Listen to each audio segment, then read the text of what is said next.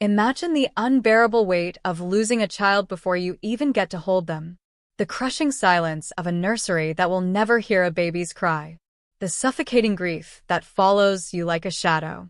This was Sarah's reality, until one horrifying discovery in the morgue turned her sorrow into a nightmare no mother should ever face. What she found there didn't just defy explanation, it shattered everything she thought she knew about her baby's death. If you've ever wondered how far a mother's love can push her, or how deep a single lie can bury the truth, then you need to hear this story. Because what started as a tragedy became something far more sinister, and by the end of this video, you'll understand why some secrets refuse to stay buried. Grief is a universal language. Whether you've lost someone or just feared that heart-stopping moment of what if, you know how it twists inside you. That's why Sarah's story isn't just about her. It's about you. It's about the questions that keep you up at night, the whys that haunt you, and the chilling possibility that the people you trust most might be hiding something unimaginable. Right now, you're probably thinking, what could be worse than losing a child? Stick with me, because the answer will leave you speechless. Here's the deal. I know why you clicked on this video. You want the truth. You want the twist. You want that moment where your stomach drops and you think, no way, that really happened, and I promise you'll get it. But here's what most storytellers won't tell you. The real shock isn't just in what Sarah discovered. It's in how she discovered it. The clues were there all along. The whispers. The strange behavior from the hospital staff. The way her instincts screamed that something was off. And by the time we're done, you'll see every piece of this puzzle snap into place in a way you never saw coming. This isn't just a story about loss. It's a story about betrayal, about a hospital that swore to do no harm, and a mother who refused to believe the lies they fed her. The air in the morgue was cold, sterile, just like the excuses they gave her. Asterisk, these things happen. It was a tragic accident. Asterisk, but when Sarah pulled back that sheet, the truth was staring right at her. And it wasn't just horrifying. It was impossible. Sarah was just an ordinary woman, until the day she became a statistic. Another mother added to the thousands who suffer stillbirths every year. But she wasn't the type to just accept it. Not when the details didn't add up. Not when the doctor's voice wavered just a little too much. And certainly not when she noticed the security footage had been accidentally erased.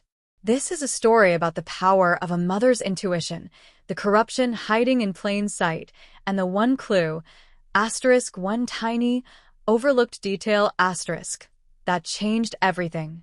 By the time Sarah left the morgue that night, she knew two things for certain. First, her baby didn't die the way they said. And second, she wasn't alone in that room. Someone else knew the truth. Someone who'd gone to terrifying lengths to keep it hidden. What happened next? Well, that's where things get really dark. Don't look away now. Not when we're this close to the truth. Because I guarantee the next part of the story will change how you see hospitals, how you see grief, and how you see the people who prey on it. Hit play. And ask yourself, would I have noticed the lie? Sarah had spent weeks drowning in grief, her arms aching for a child she would never hold. The hospital had been kind, at least on the surface, offering condolences, pamphlets on coping with loss, even a free session with a grief counselor.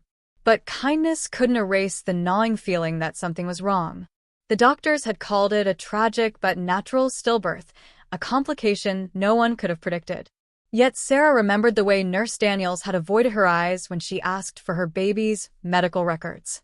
The way the hospital administrator had rushed her through signing the release forms, his fingers tapping impatiently on the desk like he had somewhere else to be. And then there was the text message she'd accidentally seen on her husband's phone the night before the delivery. Asterisk, we need to talk about what happens next. Asterisk, sent from an unsaved number. When she asked him about it, he'd shrugged it off. Asterisk, wrong number, probably. Asterisk, but the way his jaw tightened told a different story. The days after the funeral were a blur of hushed voices and casseroles left on the doorstep by well-meaning neighbors. Everyone tiptoed around her, their pitying glances like weights pressing down on her chest. Only her best friend, Maya, seemed to understand the storm raging inside her. If you think something's off, trust your gut. Maya had whispered one night over a bottle of wine Sarah barely touched. Asterisk, mothers know. Even when they don't want to. Asterisk, it was Maya who'd driven her back to the hospital that night, who'd waited outside the morgue doors while Sarah demanded to see her baby one last time. It's not procedure, the night shift attendant had muttered, but something in Sarah's eyes must have convinced him. Or maybe he just wanted to get rid of her. What she saw in that cold, fluorescent-lit room would haunt her forever. The tiny body wrapped in a blanket too white, too sterile. The face that… Asterisk, no. It couldn't be asterisk, but for a second, she swore the features were all wrong. The slope of the nose, the shape of the ears, it wasn't her baby. She'd reached out, her fingers trembling, ready to pull back the cloth further, when the door creaked open behind her. Asterisk, Mrs. Carter. You need to leave. Asterisk, the voice was polite but firm. Too firm. When she turned, the same nurse from delivery, Nurse Daniels, stood there, her smile not quite reaching her eyes. Asterisk, it's not healthy to dwell. Let us help you. Asterisk, help. The words slithered between them, heavy with something unspoken. That night, Sarah dug through the paperwork the hospital had given her, searching for anything they might have missed. The birth certificate, the death certificate. All perfectly in order. Too perfect. Then she found it. A single line on the discharge form, nearly faded from what looked like hasty erasure. Asterisk, twin A, deceased. Twin B, transferred. Asterisk, twin B. The words slammed into her like a fist. She'd only ever been told about one baby. The ultrasound, the heartbeat monitor, every appointment. Asterisk, only one. Asterisk, her hands shook as she pulled up her phone, searching for the number of the only person who might know what it meant. The call went straight to voicemail. Maya hadn't answered her texts all day. And then, the knock at the door. 3 sharp raps, the kind that didn't wait for an answer. Through the peephole, a man in a suit stood on her porch, his face unreadable. Asterisk, Mrs. Carter? We need to discuss your recent visit to the morgue. Asterisk, behind him, a black sedan idled at the curb, its windows tinted just enough to hide whoever was inside. Sarah's breath caught. They'd been expecting her. Which meant one thing, whatever was happening, it was bigger than her grief. Bigger than a single lost child. And the people behind it? They weren't just hiding a lie. They were willing to do anything to keep it buried. Sarah's fingers clenched around the edge of the door, her pulse roaring in her ears as the man in the suit stared back at her with the calm detachment of someone who knew exactly how much power he held. We can do this the easy way, Mrs. Carter. Asterisk, he said, his voice smooth, practiced, the kind of tone that made it clear this wasn't his first time delivering a threat wrapped in professionalism. She didn't move, didn't breathe, until the sound of her phone buzzing violently against the kitchen counter shattered the silence. The man's eyes flickered toward the noise, and in that split second of distraction, she slammed the door shut, twisting the deadbolt with shaking hands. The knocking returned, harder this time, but she was already backing away, her mind racing.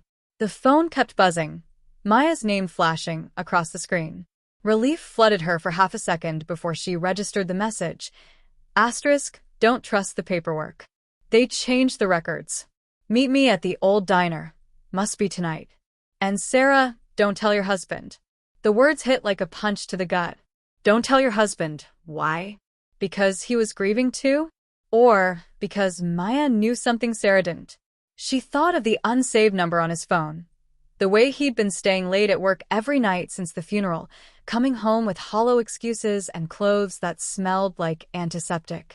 Like a hospital. Her stomach twisted. She needed to get to Maya, needed answers, but the man outside wasn't leaving. Through the window, she watched him step back, murmuring into an earpiece before the black sedan's door opened and another figure emerged, this one in scrubs. Nurse Daniels. Sarah's breath came in short, panicked bursts. They weren't just watching her. They were hurting her. She grabbed her keys, her phone, and slipped out the back door just as the pounding turned into the splintering crack of wood. The night air was thick with the scent of rain as she sprinted to her car, her mind spinning with fragments of the last few weeks, the way the doctors had rushed her out of the hospital so fast, the condolence card from the hospital administrator with a handwritten note that read, "Some things are best left undisturbed," the way her husband had flinched when she mentioned wanting a second opinion. None of it made sense. Not until now. The diner was a relic from another era, the kind of place where the vinyl booths still had duct tape holding them together and the coffee was strong enough to erase memories. Maya was already there, hunched in the back corner, her face pale under the flickering fluorescent light. She didn't look like the fearless friend Sarah had known for years. She looked terrified. "You were right," Maya whispered the second Sarah slid into the booth. It wasn't just you. There were others. Mothers who were told their babies didn't survive, but something happened to them. Something else. She shoved a manila folder across the table, the contents spilling out, blurred photocopies of medical records, all with the same eerie notation. Twin B, transferred. But the name at the top of one file made Sarah's blood run cold. Dr. Liam Carter, her husband. The room tilted. Liam had been the one to recommend the hospital. He'd been the one to hold her hand during the ultrasound, to reassure her when the labor took too long. Had he known? Had he helped? Maya's hand clamped over hers, nails biting into skin. Listen to me. They're not just stealing babies. They're selling them. And the people involved? They're everywhere. Cops, judges even. A shadow moved outside the diner window. The black sedan. Nurse Daniel stepping out, flanked by two men in uniforms that looked almost like police, but not quite. Maya's face drained of color. Oh God. They followed you. Sarah's throat closed.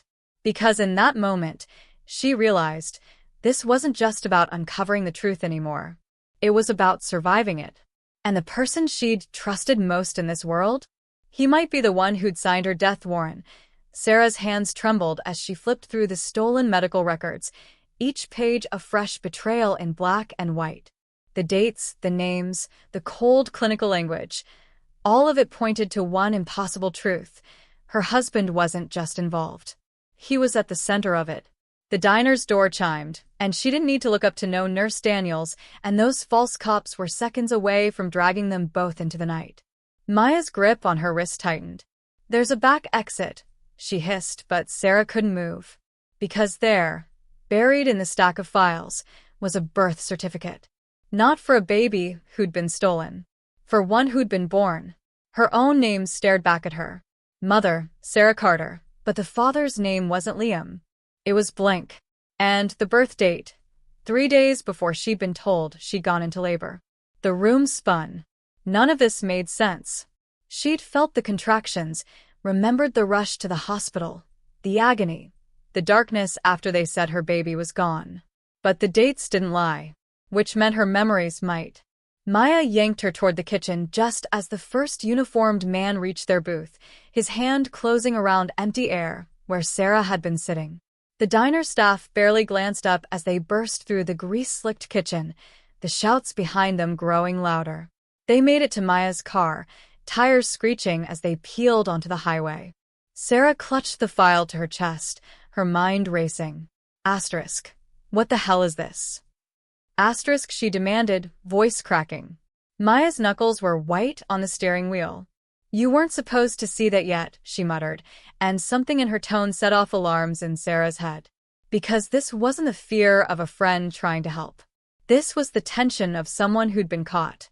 "Maya," Sarah said slowly, "how did you even get these records?" The silence that followed was heavy, suffocating. Then Maya let out a shaky breath. "Because I work for them. Or I did. Until I realized what they were really doing to you." The confession hung in the air like a guillotine blade. Sarah recoiled, her back pressing against the car door. Every late-night conversation, every reassuring hug. Had any of it been real? Maya kept her eyes on the road, her voice low and urgent. They didn't just take your baby, Sarah. They took you. Your memories, your life. That stillbirth? It never happened. You were never even pregnant with Liam's child. The words hit like a sledgehammer. Sarah's hands flew to her stomach, phantom pain lancing through her as flashes of a hospital bed, masked faces, a needle sliding into her arm. Asterisk, were those real? Asterisk, Maya swerved onto an exit ramp, her voice breaking. Asterisk, they implant false memories in women to cover up what they're really doing. You were supposed to be another grieving mother who moved on. But you remembered. And now they'll kill us both to keep it quiet. A pair of headlights appeared behind them, closing fast. The black sedan. Sarah's breath came in ragged gasps as the pieces clicked into place. The way Liam always changed the subject when she talked about trying for a baby, the way the hospital staff had looked at her with something like pity. Not because she'd lost a child, because she'd never had one. The car behind them revved, inches from their bumper. Maya's voice was barely audible over the roar of the engine. Asterisk, there's more. The baby in that file? It's alive. And if we don't disappear right now, you'll never see her. Sarah's world shattered.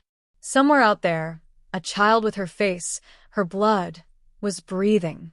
And the people who'd stolen her? They were close enough to taste their exhaust. The sedan swerved, ramming them toward the guardrail. Metal screamed. Glass shattered. And as the car flipped into darkness, Sarah's last thought wasn't of Liam, or the lies, or even the life she'd lost.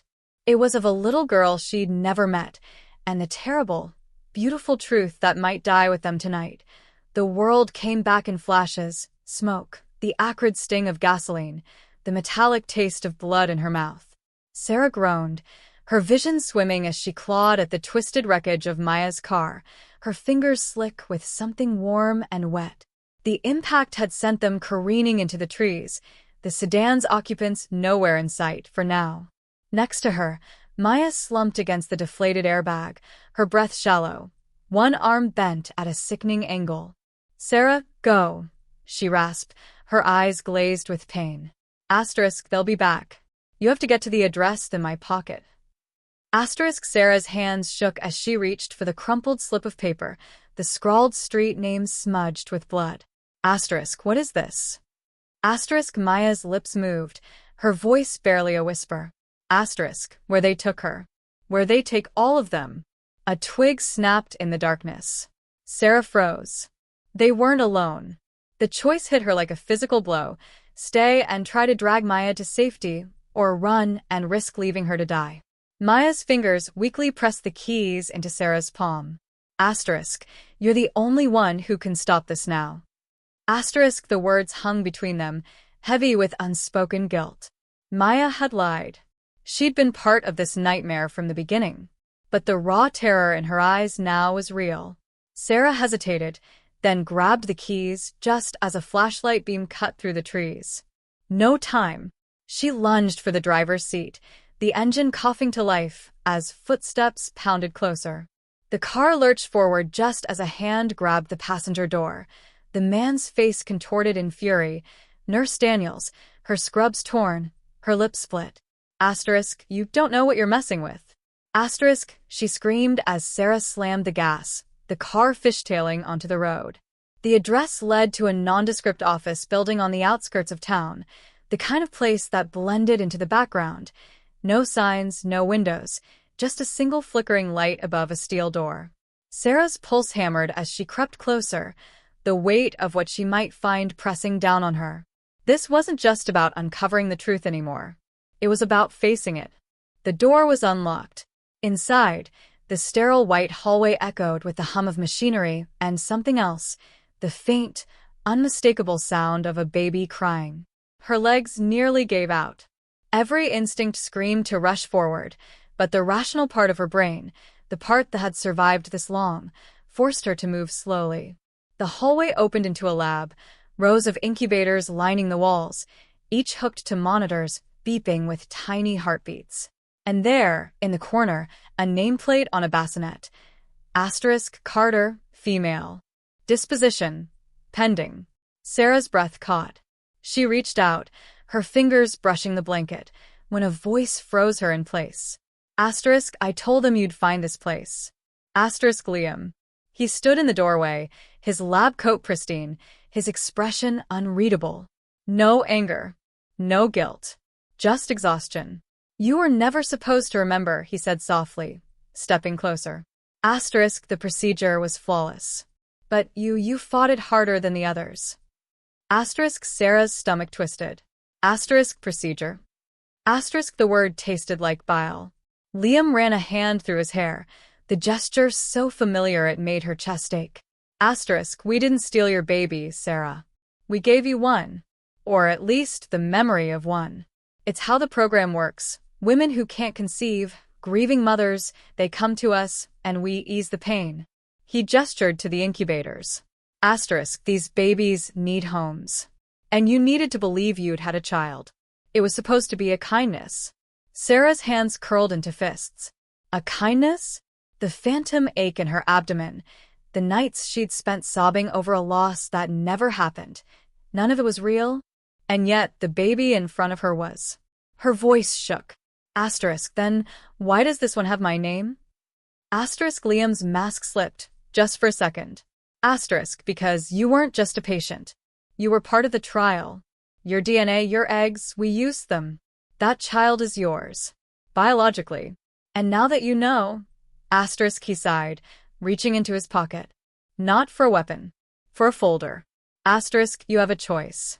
Walk away, and we'll place her with a family who'll never know the truth. Or take her, and spend the rest of your life looking over your shoulder. Asterisk, he held out a photo.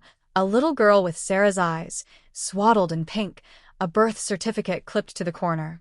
Asterisk, but know this, if you choose her, you'll never be safe again. And neither will she. Somewhere in the building, an alarm blared. Liam's head snapped up. Asterisk, they're here. Asterisk, the door burst open, men in black suits flooding the room. Not cops. Not doctors. The people behind the people.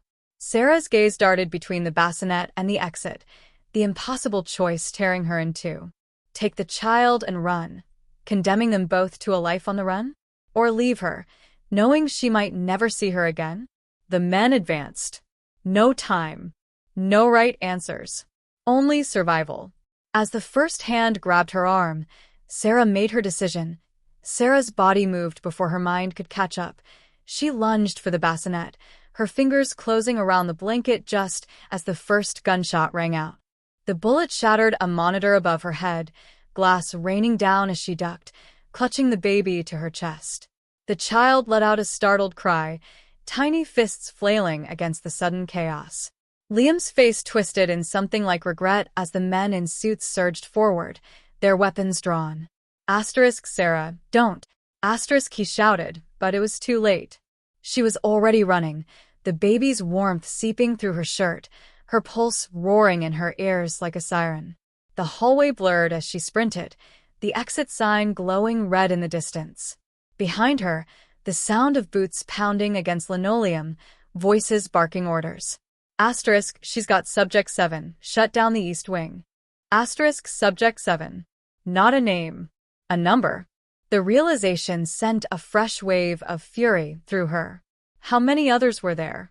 How many women had been lied to, manipulated, their grief weaponized against them? She burst through a fire door into the cold night air, the parking lot stretching out before her, empty except for a single van, its engine idling. A figure stood beside it, silhouetted against the headlights. Maya. Sarah skidded to a halt, her breath coming in ragged gasps. Maya's arm was in a sling, her face bruised, but her eyes burned with grim determination. Get in, she hissed, yanking the van door open. Sarah hesitated.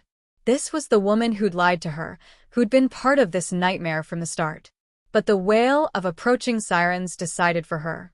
She dove inside, the van peeling away before the door even slammed shut. Maya's knuckles were white on the steering wheel. They've been doing this for years, she said, voice tight. Asterisk, not just here. Nationwide. Maybe global. It's not just about selling babies, it's about control. The women they target? They're all connected. Political wives, journalists, whistleblowers, women who could expose things. They make you doubt your own mind, your own memories. And if you fight back. Asterisk, she jerked her chin toward the back of the van, where a laptop screen glowed with a live news feed. Sarah's blood ran cold. The headline screamed, Local woman with history of mental illness kidnaps infant from hospital. Her face, pulled from some old DMV photo, filled the screen. Beneath it a ticker. Armed and dangerous. Approach with caution. Sarah's grip on the baby tightened. They framed me. Maya's laugh was hollow. They've been framing you for months. Every therapy session Liam sent you to, every pill he made you take, it was all to build a paper trail. By morning, you'll be another crazy woman who snapped. And no one will question what really happened to you. Or her. She nodded to the baby, now sleeping fitfully against Sarah's chest. The van swerved onto a dirt road, the headlights cutting through the trees. Somewhere ahead, the faint glow of a cabin. We're not going to make it to the border, Maya muttered. Not with every cop in the state looking for you. But I know someone who can help. The van rolled to a stop, the cabin door creaking open before they'd even stepped out. The figure that emerged made Sarah's heart stop. Her mother. The woman she'd buried 3 years ago. Hello, sweetheart, her mother said softly, tears glistening in the moonlight. I tried to warn you about Liam. But by then, they'd already gotten to you. Sarah's knees buckled. The grief, the funeral, the headstone, all of it another lie. Her mother stepped closer, her hands trembling as she reached for the baby. They took you from me first. And now they'll do anything to keep you quiet. A branch snapped in the woods. Flashlights flickered between the trees. Too close. Sarah's mother pressed a set of keys into her palm. The boat at the dock. It'll get you to Canada. Go. And whatever you do, her voice broke as the first shouts echoed through the night. Don't trust anyone. The baby stirred, her tiny fingers curling around Sarah's thumb. A lifetime of lies, unraveling in a single night. A child who was hers. A mother who never died. And a truth so much bigger than she'd ever imagined. Somewhere in the dark, a gun clicked. Sarah ran. Sarah's feet pounded against the rotting wooden dock. The baby clutched tightly to her chest as the shouts behind her grew louder. The boat swayed violently in the black water, its engine already sputtering to life. Her mother must have started it remotely. A gunshot cracked through the night, the bullet whining past her ear as she leapt onto the deck, nearly losing her balance as the boat lurched forward. She twisted just in time to see figures spilling onto the dock. Liam at the front, his face a mask of fury, flanked by men in tactical gear. But it wasn't Liam who made her blood turn to ice. It was the person stepping out of the shadows behind him. Maya. Not bruised. Not broken. Standing tall, her sling gone, her face eerily calm as she raised a gun, not at the pursuers, but at Sarah. I really hoped it wouldn't come to this, she called over the roar of the engine. The betrayal hit like a knife to the ribs. All of it, the car crash, the bleeding, the don't trust anyone, had been a performance. A way to lead her here, to the water, where no one would hear the final shot. Sarah's mother had been right. She shouldn't have trusted anyone.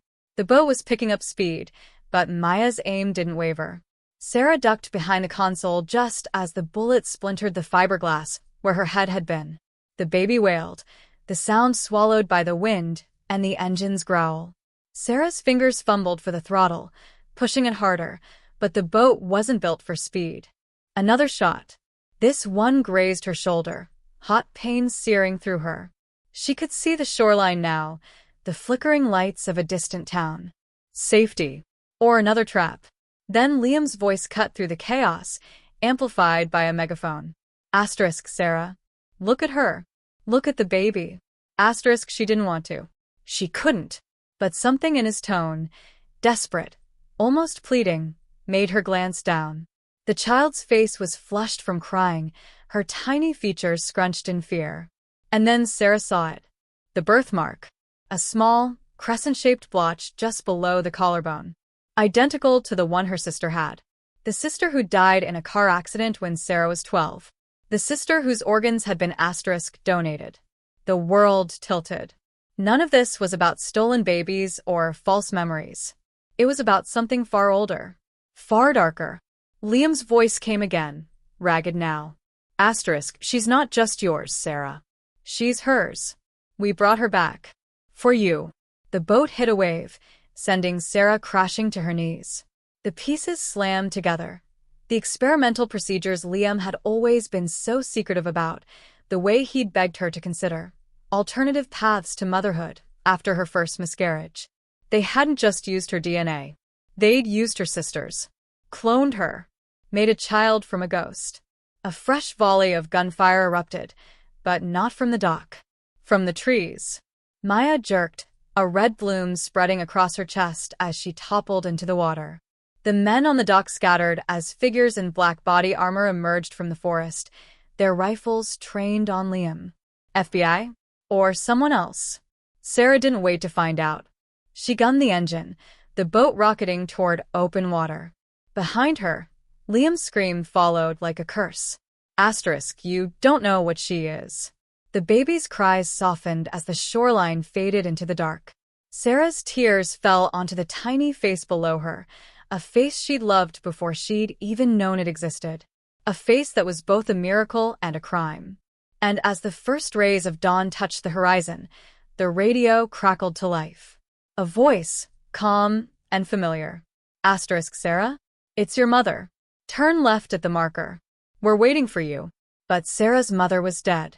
Wasn't she? Sarah's hands tightened around the steering wheel as the radio static faded into silence, the voice of the woman who couldn't possibly be her mother still echoing in her ears. The baby, her baby, her sister's baby, something in between, slept fitfully against her chest, her tiny fingers curled into the fabric of Sarah's shirt as if she knew, on some primal level, that the only safety she had left was in the arms of the woman who'd stolen her from the darkness. The shoreline ahead was no longer empty. A small group of figures stood silhouetted against the rising sun, their postures tense but not threatening. Sarah's pulse hammered as she guided the boat closer, every instinct screaming at her to turn back, to vanish into the wilderness with the child and never look back. But the truth was a weight she couldn't outrun. She needed answers.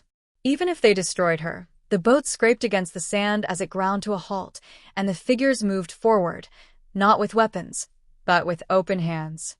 The woman at the front lowered her hood, and Sarah's breath caught. It was her mother, or something close enough to make her heart ache. The same eyes, the same curve of her smile, but sharper somehow, like a photograph left too long in the sun. "You're not her," Sarah whispered. The words raw. The woman's expression flickered with something like grief. No. But I loved her too. And I promised her I'd protect you when she was gone. Behind her, the others stepped into the light, men and women with the same hollow look in their eyes, the same guarded hope. Sarah understood then. They were all like her. Survivors of the program. Parents of the reclaimed. The baby stirred as the woman, not her mother, never her mother, reached out, hesitating just inches from the child's face. "They called it Project Lullaby," she said softly. A way to bring back the lost. Not just for grieving families. For the ones who funded it. The powerful. The ruthless. The ones who wanted a second chance at the children they'd failed. Sarah's stomach turned. It wasn't just about control. It was about resurrection. Playing God with the dead. The woman's hand dropped. Liam wasn't lying. She is your sister's. But she's also yours. They used your DNA to stabilize the sequence. To make her real. The words should have shattered her. But as Sarah looked down at the child, her child, in every way that mattered, she felt something unexpected. Not horror. Not even fury. Just a quiet, unshakable certainty. This baby wasn't an experiment. She wasn't a ghost. She was alive. And no one, not Liam, not the faceless men who'd funded Project Lullaby, not even the woman standing in front of her now, could take that away. The group led her to a waiting car, the doors open, the engine running. "There's a place for you," the woman said. A community.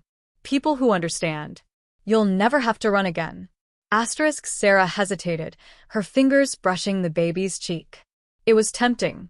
Safety. Family. A chance to stop fighting. But then she thought of the others still trapped in the program, the women who didn't know their grief had been manufactured, their memories rewritten. The ones who would never hear the truth unless someone made them hear it. She turned away from the car, the baby snug against her chest. "No," she said, and the word felt like the first real thing she'd ever spoken. I'm not hiding. Not while they're still out there. The woman's eyes widened, then softened with something like pride. She reached into her pocket and pressed a thumb drive into Sarah's palm. Then take this. Every name, every facility, every child they took. The car door closed behind her as Sarah walked back toward the boat, the weight of the drive heavier than any weapon. The sun was fully risen now, the water glittering like broken glass. Somewhere out there, Liam was still searching. The program was still operating. The fight was far from over. But for the first time since this nightmare began, Sarah knew exactly who she was. A mother. A sister. A reckoning. And as the boat carved through the waves, the baby's heartbeat steady against her own, she made a silent promise, not just to her child, but to every stolen life, every fractured family. They would burn for what they'd done.